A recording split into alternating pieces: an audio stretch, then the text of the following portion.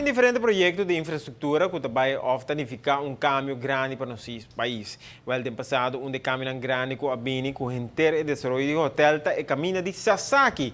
E tem caso aqui Green Corridor que também na de San Nicolás de Aeroporto, lo conectar e renweg de Waterfalls Boulevard que é aqui lo começa com seu desenvolvimento também. Por vista que o mudamento de WAF e expansão e renovação de WAF, traz com a melhoração de vivenda e qualidade de vida que lo cambia.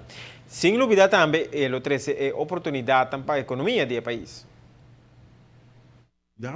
De brinda melhor Aruba para os visitantes que vêm visitar-nos e todo o comentário que batendo no último ano de gente que visita Aruba, tá o que cambio, tá aprovar o cambio aqui e não quer vir back para seguir com Aruba está desenvolvendo pelo que trata e o que nós chamamos de produto Aruba, envelhecimento de nosso país.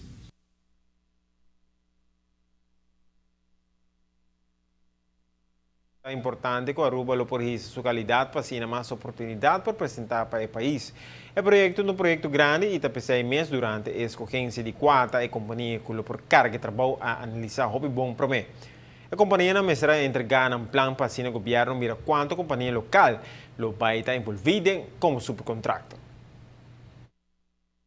Durante a aanbesteding do projeto aqui, a companhia não será entregar ng business plan para quanto companhia local também está envolvida como subcontractors nang entregar sai nós temos diferentes subcontractors local que trabalham ribe projeto aqui bau guia de audiência tem o último que nós podemos compreender aanbesteding de brug a um lugar e uma companhia de Colômbia segundo está trabalhando prefab e brug e lo varo transportar para Aruba e aqui no momento que chega me supone não tem subcontractors para ajudar para arma e brug aqui mas o varo prefab completamente de fábrica e aqui na está o varo instalar com companhia local também.